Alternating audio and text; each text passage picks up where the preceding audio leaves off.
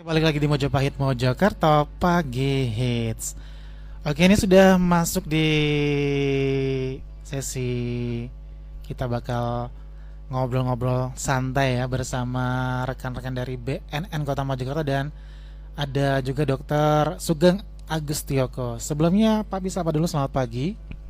Pagi Mas. Oke, terima kasih waktunya sudah datang ke sini. Dan kita untuk pagi hari ini yang dibahas ini hidup 100% di era new normal, sadar, sehat, produktif dan bahagia tanpa narkoba. Seperti yang kita ketahui nih, sekarang memang lagi gencar-gencarnya ya, new normal. Jadi Iya benar. pembahasannya semua new normal. Tapi di masyarakat sendiri ini nggak semua orang paham apa sih itu new normal. Ada yang beranggapan new normal, oh berarti coronanya sudah selesai, kita bisa beraktivitas kembali seperti sedia kala, bebas kemana-mana. Tapi sebenarnya bukan seperti itu kan. Jadi boleh dijelaskan sedikit tentang new normal ini? Terima kasih Mas. New normal itu memang eh, jadi program ya gitulah. Memang untuk harapannya sih supaya kembali menjadi bisa aktivitasnya itu bisa bekerja, tetapi dengan batasan-batasan sesuai dengan aturan, harapannya biar ekonomi itu tetap berjalan gitu, dengan protokol kesehatan harus diterapkan kayak gitu, seperti itu. Oke. Jadi sekarang ini kita masih dalam masa pandemi juga kan, Masih COVID-19. masih. Dan menurut dokter ini pola hidup bersih dan sehat seperti apa yang harus dilakukan di masa seperti ini supaya masyarakat ini lebih sadar dan bisa tetap menerapkan pola hidup bersih dan sehat. Karena mengingat masyarakat juga kadang masih acuh ya, masih padahal Iya. nih kita ini dalam kondisi yang benar-benar berbahaya ya, tanda kutip berbahaya banget. Iya. Tapi masih banyak orang-orang yang tidak mengindahkan, keluar masih seolah-olah nggak ada apa-apa, nggak ada virus, nggak ada apa-apa. Iya. Ya, ini boleh dijelaskan ini bagaimana sih? Iya, terima kasih Mas. Memang kalau pola untuk hidup lebih bersih, sehat, memang dimulai dari awal. Ketika kita akan melakukan sesuatu, memang dari awal kita harus cuci tangan terlebih dahulu.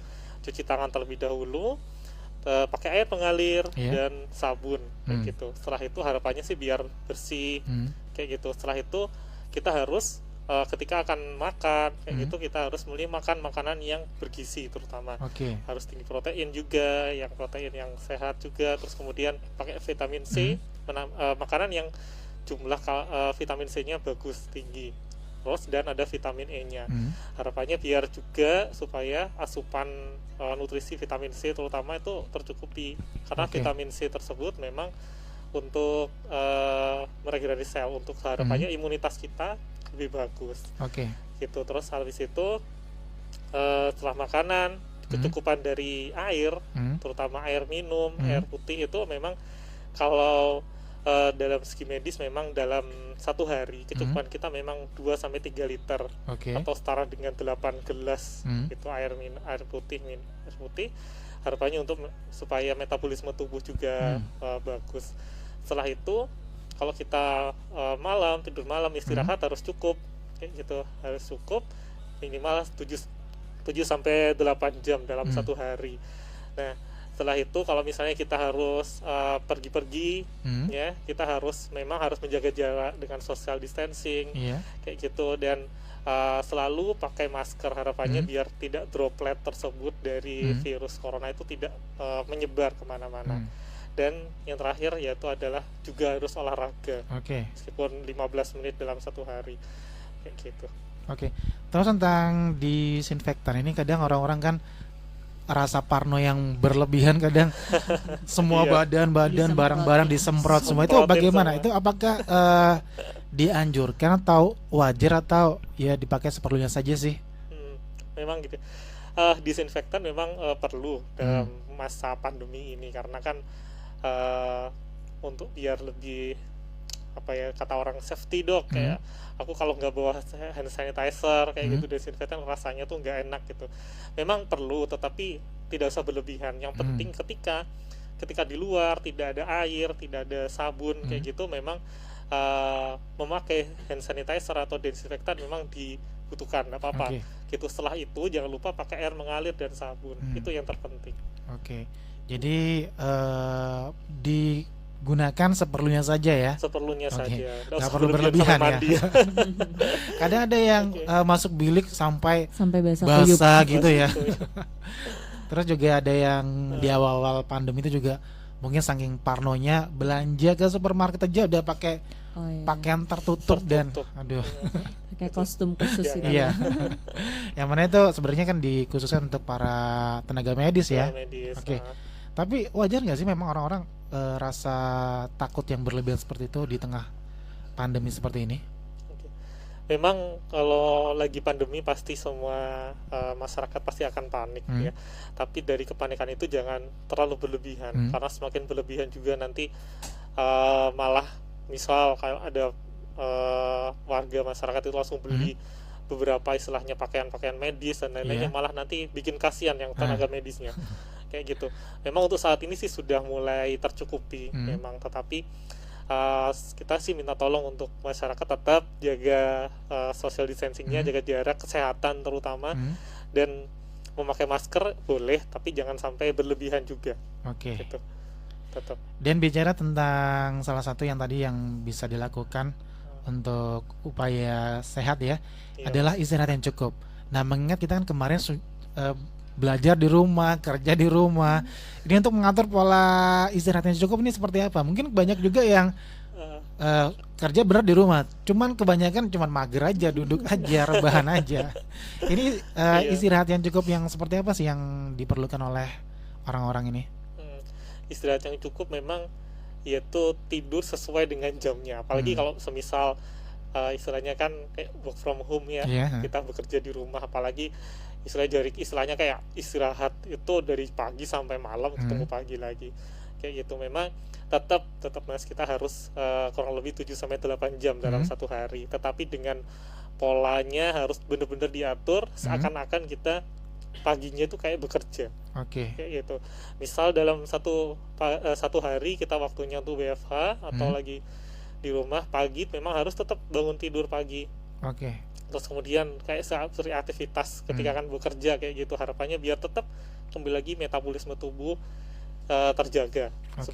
Sebelum kita harus WFH, misal harus pakai streaming sekitar jam 8, jam 9 gitu, alangkah baiknya kita tetap olahraga, makan dulu, terus baru nanti bekerja. Setelah itu kan kayak itu bekerja kan sama dengan kayak membakar kalori Oke juga. ya. Jadi pasti nanti malamnya pasti akan bisa istirahat dengan baik. Oke, jadi dilakukan seperti biasanya saja ya. Biasanya. Oke. Dan soal physical distancing ini mungkin ada juga yang ayahnya tetap bekerja ketika balik ke rumah. Ini apakah dalam satu keluarga itu perlu juga diterapkan physical distancing sih? Perlu nggak sih? Karena kemarin sempat saya juga di pemberitaan ya di YouTube, saya lihat itu juga ada satu keluarga yang mereka juga Jaga jarak. jaga jarak, jarak. tapi yang nggak separah di luar sana sih, nggak ketika di luar rumah, tapi tetap di rumah tetap menerapkan physical distancing sesama keluarga. Ini sebenarnya perlu apa enggak? Oke, kalau physical distancing di dalam rumah memang kita harus melihat dari ininya ya, dari pekerjaan di satu rumah itu memang, apalagi kalau beberapa keluarga ada yang kalau misalnya bekerja salah satunya tenaga kesehatan, memang sedikit harus adalah untuk physical distancing, tetapi memang ketika sudah selesai pulang dari bekerja gitu, memang harus langsung untuk melepas pakaian, langsung dicuci, dan kita harus tetap mandi langsung gitu. Itu sih salah satunya. Oke. Jadi Protokol kesehatan di dalam rumah gitu. Dan selanjutnya nih juga terkait tadi sudah dijelaskan semua tentang kesehatannya. Kalau masyarakat kita nih semua sehat, berarti akan lebih banyak peluang untuk bisa produktif.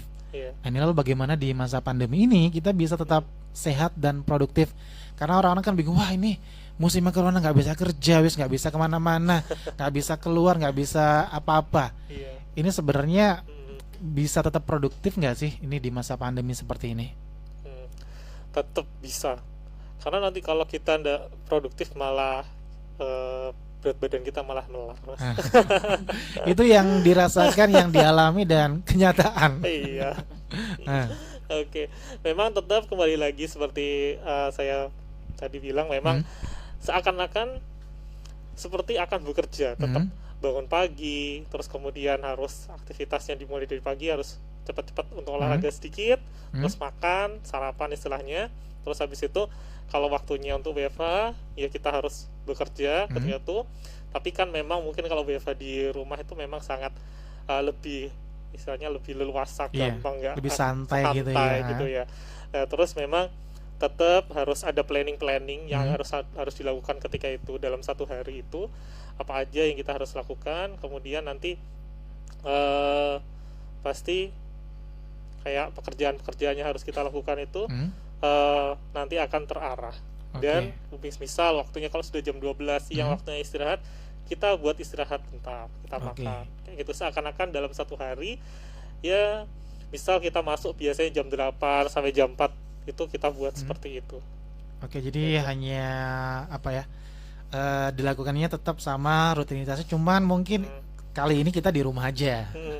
Tapi seperti itu kan, kalau biasanya kita kan kerja di kantor, ketemu dengan langsung bertatap muka, suasana kerjaan di tempat kerja yang real, di tempat kerja. Ketika berada di rumah melakukan hal yang itu aja, yang monoton, pagi bangun harus kerja, lihat komputer online, bisa nggak itu mengganggu psikologi dari orang-orang yang bekerja di rumah ini? Nah, itu memang akan sedikit mengganggu pastinya, karena pasti akan melakukan hal yang monoton itu bikin orang pasti akan bosan gitu.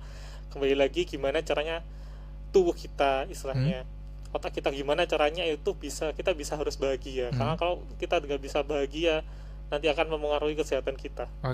Tetap harus sebisa mungkin untuk bahagia, karena kalau kita nggak bahagia pasti nanti bikin ya mager dan lain-lainnya, tambah merusak mental kita. Gitu. Jadi walaupun keadaannya pagi, waduh ini lagi masih malas-malasan gitu. Kan biasa kalau kita berangkat kerja ke tempat real kita kerja, mau sengantuk apapun, wah ini kewajiban, ini harus bener bangun tepat waktu, berangkat sampai tempat kerja. Nah ini kan karena kita di rumah, wes gampang lah gitu. Wah nanti di 5 menit lagi gitu. Jadi sebenarnya ada plus minusnya juga ya ini untuk semua kegiatan yang dilakukan di rumah ini. Harus ada plus minusnya memang. Balik lagi di Mojopahit Mojokerto Pagi Hits, dan masih bersama Dr. Sugeng Agustioko dan juga ada Ibu Nur Fahita ya dari BNN Kota Mojokerto. Dan ini masih membahas tentang hidup 100% di era new normal, sadar, sehat, produktif, dan bahagia tanpa narkoba. Bicara soal bahagia, nah ini semua orang kan pasti mendambakan tentang bahagia. Siapa sih yang gak pengen bahagia ya? Tapi di tengah-tengah pandemi seperti ini kan secara ya langsung rasa bahagia bisa dibilang terganggu ya. Karena mikir, wah ini seperti apa ini kelanjutannya. Terus dari ekonomi juga ada yang dirumahkan, ada yang gak kerja. Nah ini secara psikologi juga mereka juga akan kebahagiaannya sedikit apa ya, sedikit terusik lah. Nah, tapi ada yang bilang kebahagiaan itu adalah obat dari segala-galanya nih. Benar nggak sih, Dok? Benar. Memang bahagia memang menjadi sebuah obat, memang menjadi obat semua segalanya memang, Mas, memang. Nah, kalau kita memang di era masih new normal ini, karena pandemi itu memang banyak tantangan di semua masyarakat, mulai dari ekonominya dan lain sebagainya, dari pendidikan juga sama. Memang bagaimana sih kita harus tetap bahagia, memang dari gimana caranya supaya kita bahagia ya, mulai dari diri sendiri. Memang karena bahagia pun memang tidak bisa dari luar, misalnya harus kamu harus bahagia gini gitu nggak bisa. Memang dari diri sendiri. Kalau diri kita sendiri itu bisa mengatur, memanage dengan baik gitu. Misal ada sebuah masalah yang datang gitu, harus segera mencari solusinya. Memang. Terus setelah itu, karena bahagia itu kan mengeluarkan hormon-hormon yang bagus seperti serotonin, dopamin kayak gitu itu memang bisa menambah supaya lebih sehat dan Oke. bahagia. Nah, terutama harus lebih produktif ketika mungkin di rumah memang Hmm. harus gimana caranya supaya kita tetap produktif gitu. Ya. Jadi bahagia itu bukan berarti tertawa gitu, bukan Nah. bukan seperti itu, bukan melulu tentang tertawa aja ya bahagia. Iya, nah, Karena orang kalau ngelihat, wah ini orang ini Hmm. senyum terus tiap hari kayaknya bahagia banget hidupnya.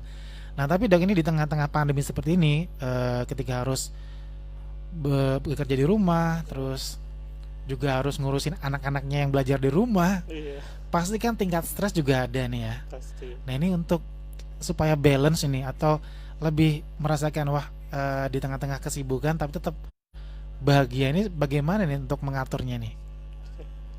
Diatur memang gini Mas, memang karena beberapa masyarakat terutama ibu-ibu yang di Hmm, rumah itu iya. kan apalagi ketika WFH Hmm, anak-anaknya juga di rumah hmm, itu bikin tambah wow iya. banget. Hmm, Iya, memang tapi setahu saya secara ini ketika WFH pun memang beberapa tugas memang sedikit berkurang, tetapi memanagenya bagaimana?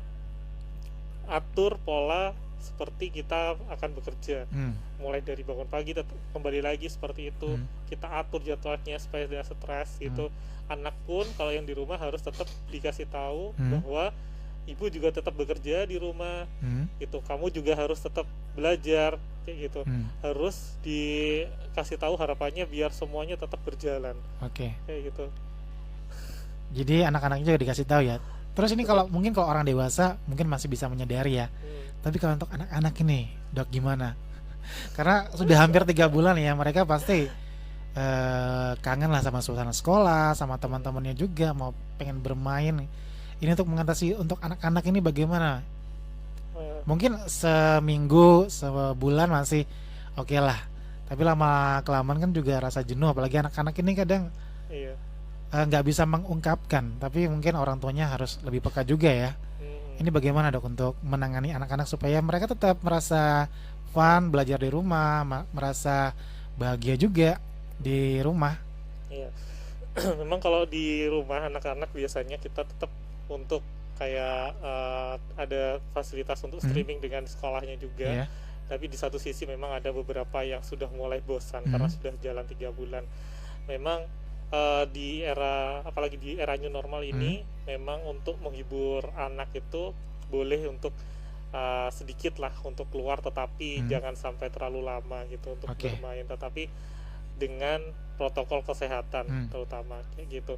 Misal kita ajak di tempat bermain, misal di dekat rumah ada taman, itu pun kita bisa lah, apalagi tempat taman di Mojokerto ini kan ada yang beberapa sudah memang dibuka seperti Oke, ya. alun-alun kayak gitu. Tapi nggak boleh untuk ini ya, untuk harus bermain yang sangat-sangat lama dan berkumpul itu jangan. Memang untuk harapannya untuk refreshing istilahnya, itu aja.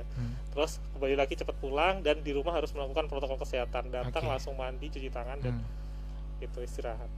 Dan juga untuk memilih timing yang Oke. tepat ya, karena kemarin-kemarin tuh ketika udah diumumkan beberapa tempat area publik dibuka membeludak. Iya. Ada yang dengan enaknya bawa anak-anaknya, gandeng anak-anaknya. Jadi mungkin lebih baiknya cari timing yang tepat aja, atau mungkin nggak perlu harus weekend atau pas Iya, hari apa ya. Mungkin lebih mungkin cari suasana yang nggak begitu ramai karena juga kasihan anak-anaknya kan, Iya. gitu ya. Dan berikutnya nih terkait kesadaran orang-orang akan protokol kesehatan ini, karena seperti yang kita tahu juga orang-orang awam itu kadang nggak apa-apa, keluar aja nggak apa-apa, nggak perlu pakai masker, ke sini ke situ aja nih. Sebenarnya Iya. masker-masker yang dijual di pasaran juga di pinggir-pinggir jalan tuh sangat membantu nggak sih, Dok? Memang masker-masker itu memang ada beberapa ini ya, beberapa macam. Memang ada yang mulai masker dari paling ini seperti saya pakai masker untuk fashion, dan memang masker ini diperuntukkan untuk apa sih? Harapannya itu cuman tetap kita harus menjaga jarak di masker. Yang nomor pertama itu memang untuk menjaga jarak, harapannya droplet dari virus tersebut tidak lompat aja, tidak langsung keluar Oke. kayak gitu. Nah, kalau misalnya masker yang di atasnya lagi ada yang masker kain, terus kemudian masker medis, masker N95 dan N99 kayak gitu, memang ada diperuntukkan khusus untuk beberapa profesi Mas. Seperti itu. Ya, nah ini jalan-jalan gimana? Memang boleh, tetapi harus tetap, karena kan virusnya pasti akan menempel di masker yang bagian luar, seperti itu. Nah, setelah kita beli, kita harus langsung cuci, kita langsung pakai. Ya, harus setelah itu sampai rumah harus segera dicuci. Memang area di depan dari kita ngobrol yang paling depan memang tidak boleh sering-sering untuk dipegang seperti itu. Kenapa? Karena nanti juga virusnya gampang masuk, karena kan masker kain atau masker yang sangat tipis. Itu hanya untuk fashion aja sih. Tapi memang ada untuk kesehatan memang sedikit sih. Di situ ada presentasinya. Setelah itu nanti ada masker medis yang warna hijau atau biru, itu memang digunakan untuk medis, memang lebih bagus. Gitu. Dan yang pasti kalau bisa maskernya yang dimiliki nggak hanya satu aja ya. Oh iya, benar. Jadi bisa nanti ketika satunya dicuci bisa pakai yang baru lagi ya. Mengingat kemarin-kemarin ini di rumah kita serba online, kegiatan serba online. Mungkin kalau sudah selesai kerja buka YouTube. Nah ini baik nggak sih dok, secara psikologi juga nih? Karena kalau nggak online mau ngapain lagi kita di rumah ya. Tapi kalau dilakukan secara terus-menerus ini dampaknya seperti apa ini? Kalau kita akhirnya jadi ketergantungan sama audio digital ini. Tergantung dengan media sosial ya, biasanya terutama. Nanti pasti akan mempengaruhi Mas produktivitasnya dan mengganggu untuk jam tidur. Kembali lagi, ayo untuk jangan istilahnya jangan sedikit-sedikit langsung beronline kayak gitu, nanti akan mempengaruhi jam tidur. Nah, jam tidur akan berkurang, pasti akan mengganggu untuk imunitas kita, tubuh kita gitu. Jadi jangan sesering mungkin lah gitu, tetap melakukan aktivitas dengan jam-jam yang ini sesuai juga. Gitu. Jadi harus bisa membatasi diri juga bisa mengkontrol lah. Dan bulan ini kita sedang ada suatu peringatan yang merupakan wujud keprihatinan terhadap penyalahgunaan dan peredaran gelap narkoba. Bahkan kemarin juga di tengah-tengah pandemi yang harusnya kita prihatin, malah orang-orang banyak yang menyalahgunakan. Ada yang dengan leluasa peredaran narkoba. Dan 26 Juni diperingati sebagai Hari Anti Narkoba Internasional. Dan tema kali ini adalah 100% di era new normal dengan sadar, sehat, produktif, dan bahagia tanpa narkoba. Nah, di awal kita sudah membahas tentang hidup sehat dan bahagia demi kualitas hidup yang baik. Nah, ini bagaimana sih ini tentang narkoba di tengah pandemi ini? Tentang honey ya Mas. Iya. Jadi memang tema kali ini seperti yang disampaikan cukup panjang, karena memang kita ingin sesuatu hal yang kompleks tapi ringan gitu. Tadi di awal sudah disampaikan panjang oleh Dr. Sugeng terkait dengan kesehatan, kebahagiaan, produktivitas. Nah, di sini maksud dari tema HANI, Hari Anti Narkotika Internasional 2020 kali ini adalah di mana kita bisa kembali ke dalam masa-masa yang sedia kala. Istilahnya kan new normal itu sebenarnya bukanlah dalam artian kita sudah bisa melakukan segala hal tanpa batas gitu. Tadi juga sudah sempat disinggung. Jadi di sini memang kita ada beberapa poin dari sadar akan diri kita sendiri dan juga lingkungan kita. Nah, ini sebenarnya cakupannya luas, Mas. Cuma karena ini adalah peringatan Hari Anti Narkotika, kita harus sadar kepada kerawanan di dalam diri kita. Kira-kira kita mudah nggak sih? Contohnya kita mudah nggak tergoda untuk pakai narkoba kayak gitu. Terus sadar pada lingkungan di sekitar. Kira-kira lingkungan kita, baik itu lingkungan rumah atau lingkungan kerja, ini ada nggak titik kerawanan untuk ada orang yang mengedarkan narkoba di situ. Jadi kita harus sama-sama sadar di sini, karena untuk mencegah dan untuk memberantas itu kan tidak bisa cuma hanya BNN atau polisi aja, tapi kan kerjasama semua pihak ya Mas. Peran masyarakat juga benar sangat diperlukan. Iya, jadi memang dibutuhkan kerjasama lintas sektor, itu memang sangat-sangat benar gitu. Oke. Karena kita pun bisa menangkap di masa pandemi ini pun karena peredaran gelap juga masih banyak ya, peredaran narkoba, dan itu kebanyakan adalah informasi dari masyarakat. Nah, alhamdulillah kan berarti paling tidak kesadaran masyarakat itu pun masih ada gitu di lingkungan kita. Lalu kita juga harus menerapkan pola hidup bersih dan sehat seperti tadi disampaikan Dr. Sugeng. Karena apa? Karena dengan diri kita yang sehat, baik itu fisik maupun rohani, kita akan bisa menjalani kehidupan kita secara baik, secara normal. Nah, dengan kita sehat, kita kemungkinan akan tetap bisa terus berkarya. Artinya kita produktif di situ. Tetap, ya. Meskipun kita WFH, tapi kerjaan kayaknya masih ada aja sebenarnya. Jadi istilahnya cuma pindah tempat aja ya. Pindah tempat, kita kerjanya di rumah cuma gitu. Dan jangan lupa kalau kita memang sadar kita sehat dan kita bisa produktif, kita harus tetap bahagia. Itu sih Mas. Oke. Tapi biasanya kan narkoba ini kan rayuannya bener-bener ya. Yahut, apalagi di tengah-tengah pandemi seperti ini ya. Ada yang mungkin stres karena pekerjaan, stres karena keluarganya. Terus waduh ini gimana ya, sebagai tulang punggung bla bla bla dan sebagainya. Ini jadi semakin bisa dibilang celah ya. Benar. Terus ini bagaimana ini untuk terhindar dari rayuan para orang-orang yang mungkin mengedarkan narkoba, mungkin awalnya sekali, 2 kali, 3 kali, terus akhirnya tamengnya udah roboh. Ini bagaimana ini? Benar. Jadi kalau dibilang masa-masa pandemi, masa-masa WFH, terus bandar pengedarnya ikut WFH itu nggak bener ya. Jadi mereka masih tetap beredar, masih tetap beredar. Dan gimana sih cara masyarakat ini untuk bisa kita tidak sampai terjerumus ke sana gitu. Sebenarnya banyak cara dan poin-poinnya seperti tadi. Yang penting satu sih sebenarnya memang yang paling inti adalah kuat iman. Iya, benar banget. Jadi sadar tadi itu sebenarnya tidak hanya sadar akan kekuatan diri kita, saya mampu menangkal gitu. Tapi itu semua berasal dari keimanan dia akan agamanya ya. Karena kan negara Indonesia ini banyak sekali agama, penganut agama mulai dari Islam, Kristen, Nasrani itu. Nah, yang penting dia kuat imannya, karena saya yakin kalau seseorang yang sudah kuat akan iman, untuk tergoda apapun, istilahnya tergoda akan hal yang negatif ya Mas ya, itu kan pasti masih mikirnya itu masih panjang gitu. Kalau saya sih gitu ya, atau mungkin dokter ada pendapat lain? Iya sama sih Mbak. Memang kembali lagi dari diri kita sendiri gitu. Nanti kalau misal kita mudah tergoda pun juga pasti akan memberikan efek di dalam tubuh kita.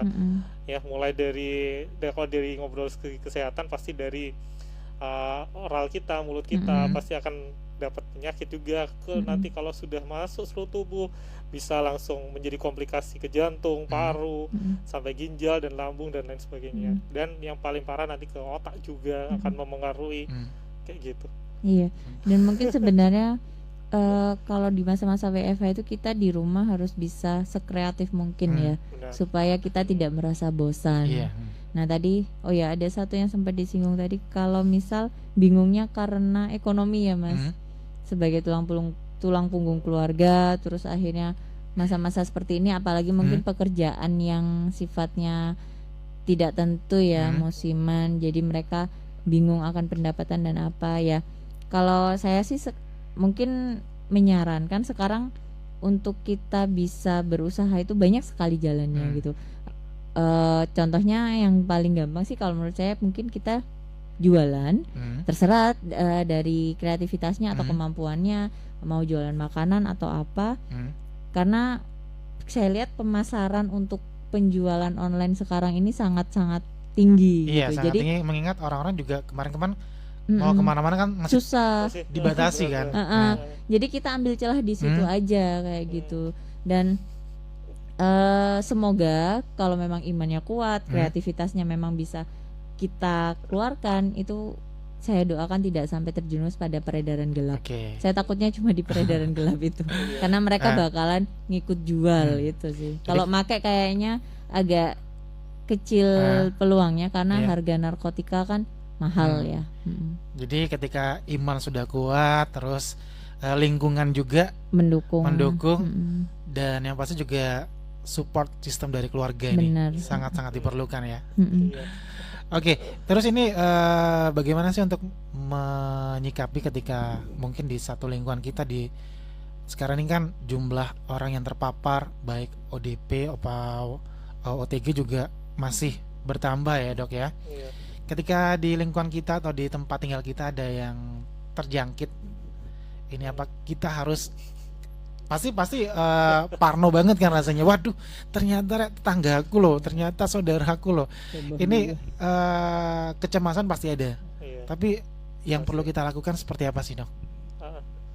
Terima kasih. Memang tetap harus jangan panik. Udah, kita harus tenang, tetap tenang gitu. Memang karena penyebaran virus ini kan sudah meluas ya. Kalau misalnya ada tetangga seperti ada yang sudah terkonfirm untuk itu sudah positif gitu, gimana caranya kita tetap ini ya tetap tenang, selalu waspada, dan pihak pasien pun juga harus dikasih tahu kalau dia sudah positif, apakah harus nanti kalau dari di kota ini kan biasanya langsung dibawa ke untuk isolasi, biasanya di Rusunawa kalau nggak salah ya. Kalau misalnya ada penyakit penyerta biasanya harus dibawa ke rumah sakit umum kayak gitulah. Terus untuk tetangga gimana? Memang selalu pakai protokol kesehatan gitu ya, jaga kesehatan gitu, sering cuci tangan, apalagi sekarang di rumah-rumah, di depan rumah pun juga banyak untuk istilahnya bikin wastafel cuci tangan sendiri, sarana cuci tangan. Itu memang itu harus tetap tenang kayak gitu. Biasanya pasti akan dari pihak-pihak terkait akan mendatangi rumah tersebut. Oke. Jadi nggak perlu panik yang berlebihan ya. Jadi kalau sekarang kan mungkin orang batuk sedikit, waduh, pikirannya langsung wah ini corona. Gitu. Dan yang terpenting juga ini jangan langsung menyimpulkan sendiri ya, karena orang-orang kadang kemarin juga di media televisi itu ada orang yang langsung menyimpulkan sendiri, langsung menyebarkan berita yang mana akhirnya ternyata tuh berita bohong. Setelah dilakukan uji tes ternyata negatif. Jadi di tengah keadaan seperti ini mungkin cemas itu boleh saja, tapi jangan terlalu berlebihan.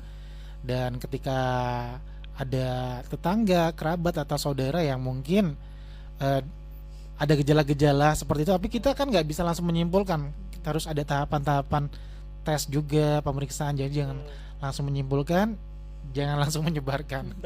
Benar. Tapi kalau kita update tentang corona ini di media sosial nih perlu nggak sih? Tapi kadang kalau kita update terus kan beritanya wah bertambah, wah ada lagi, wah meninggal. Itu perlu nggak sih dok? Karena juga kadang takut parno sendiri baca berita-berita seperti itu. Iya, memang kembali lagi sama halnya kalau kita melihat berita itu kayak seakan-akan corona itu akan mendekat ke dalam lingkungan kita. Perlu sebenarnya untuk mengupdate bahwa data-data terbaru dari pemerintah yang diupdate supaya harapannya masyarakat ini tahu ini loh, segini loh corona yang ada di Indonesia, baik di Indonesia atau di kota seperti itu. Nah, kita harus menyikapinya bagaimana? Terus yang pertama memang jangan panik, dan yang kedua menyikapinya memang ini lagi pandemi gitu. Nah, gimana caranya supaya kita bisa membantu pemerintah dan tenaga medis itu gimana? Dengan cara melakukan protokol kesehatan. Tetap kalau kita tidak melakukan hal-hal tersebut, pasti nanti angka itu akan bertambah terus. Kembali lagi memang himbauan kita tenaga medis itu ayo untuk social distancing, jaga jarak, pakai masker, dan jaga kesehatan selalu. Istilahnya new normal ini memang sudah membuka, tetapi ya benar dengan tadi, tapi ya jangan di loss gitu untuk pergi kemana-mana. Itu malah nanti virusnya malah tambah senang seperti itu. Memang harus benar tetaplah kayak gitu. Boleh, tapi jangan sampai terlalu panik. Kita tetap itu menjadi hal positif untuk informasi ke dalam kita kayak gitu. Di pembicaraannya lumayan itu ya. Di sesi terakhir kita kali ini Sobat R ya. Ini untuk penutup boleh dokter memberikan pesan-pesan ini buat Sobat R di era new normal nih, supaya bagaimana ini? Iya, new normal. pesan-pesannya memang buat semuanya, baik profesi apapun, ya, selalu yang pertama cuci tangan dan cuci tangan selalu, ya, disempatkan memang lebih sering untuk cuci tangan pakai sabun itu. Nah, terus kemudian kalau bisa, karena sekarang harga untuk hand sanitizer, harga untuk masker kan sudah mulai terjangkau, ya, tetap gunakan alat untuk pelindung diri minimal itu untuk harapannya untuk demi kesehatan kita, dan jaga kesehatan, tidur cukup, makan makanan yang bergizi, terutama yang mengandung vitamin C dan vitamin E, dan kita harus tetap sehat, produktif, bahagia selalu, apalagi ini untuk supaya harapannya produktivitas kita di dalam mau itu bekerja, maupun apapun gitu tetap terjaga. Sehat dan sehat. Semoga sehat semua ya. Oke. Dan terakhir dari Bu Nur, supaya peredaran narkoba ini tidak gampang merayu orang-orang ini. Iya, benar. Buat Sobat R dan masyarakat Kota Mojokerto khususnya atau di sekitarnya, jangan lupa kami pun tidak bosan untuk kita saling mengingatkan kalau misal di lingkungannya ada kiranya terindikasi penyalahgunaan atau bahkan peredaran gelap narkoba, silahkan melaporkan ke BNN Kota Mojokerto. Ya, kami juga sudah sering share medsos kami, itu bisa di inbox di Facebook atau di MDIG, silahkan, nanti pasti akan kami respon dan kami teruskan kepada teman-teman yang memang bertugas sesuai dengan tugas dan fungsinya. Nah, dan jangan lupa untuk selalu sadar, sehat, produktif dan bahagia tanpa narkoba. Dan yang pasti new normal ini bukan berarti COVID-19 ini berakhir ya. Iya. Benar. Masih belum. Masih perjuangan kita masih panjang ini. Iya, benar. Terima kasih dokter, terima kasih Bu udah datang ke sini dan sudah berbagi informasi dan juga berbagi ilmunya. Terima kasih atas waktunya. Dan buat sobatnya juga terima kasih udah nyimak, sudah dengerin obrolan kita pagi hari ini. Terima kasih.